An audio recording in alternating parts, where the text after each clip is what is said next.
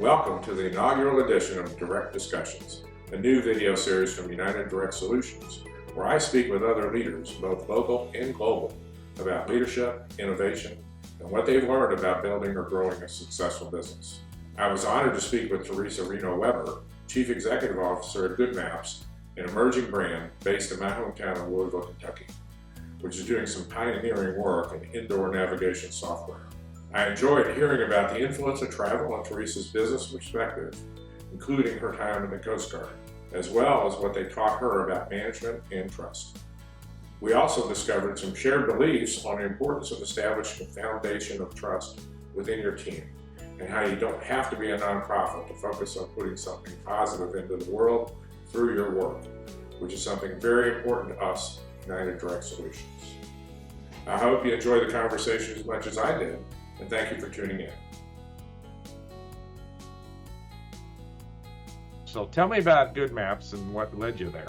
We were launched out of an initiative from the American Printing House for the Blind. Oh, really? So, that's neat.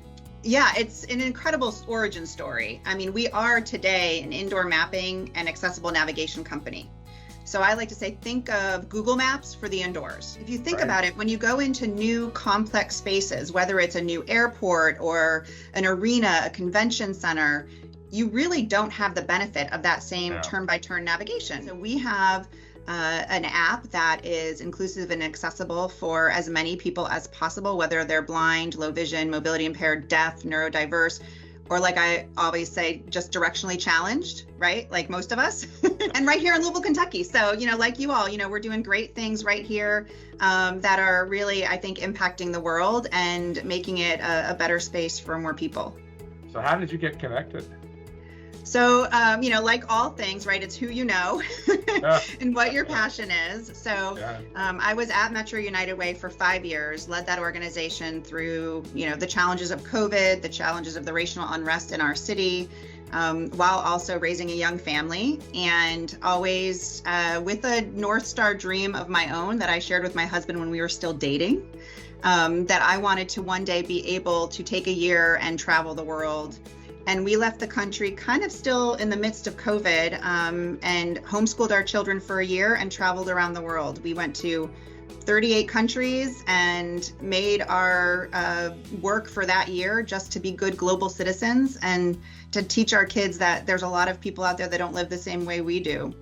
Every other organization I've been a part of has been a pretty staid business, right? Whether it was 100 years with Metro United Way or, McKinsey and Company or, federal or local government. I'd always been in really big established organizations, and I joined GoodMaps when it was about 3 years old and had just reinvented itself for another iteration. And so I feel like I've been on the ground floor of helping build that company to where we're headed. And I'm really excited about that. Yeah. So you travel around the world. How do you think that maybe influences your leadership style? I know that I have a global perspective. I always have. Even when I was an officer in the Coast Guard, I pushed the envelope in trying to get myself into new and different spaces that are even unique for Coast Guard officers. Mm-hmm. And by doing that, you often put yourself in situations where you don't have all the answers. You don't know what you don't know, but you've got to be humble enough to ask.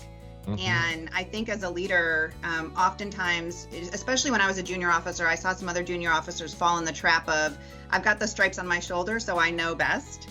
And when you've got 20 and 30-year-old or 30-year veterans in the Coast Guard that you're managing, you very quickly have to say, I don't know best. I think that's very similar when you're traveling internationally or living abroad.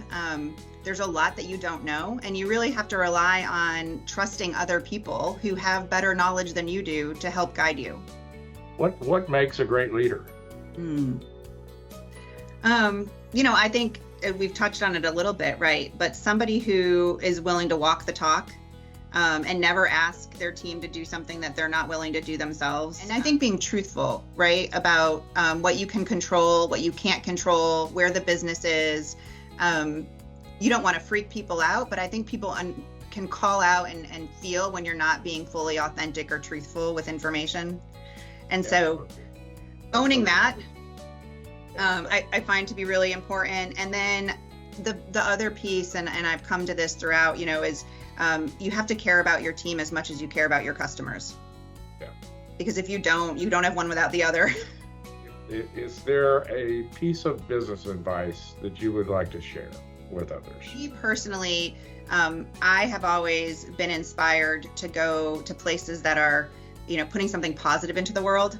There's a lot of dark negativity out there, especially these days. We get bombarded with it, with social media and the like. And so if every person, every business can find a way to carve out, putting something positive into the world, that is going to translate back tenfold, if not more, into our communities, into our country, into our world.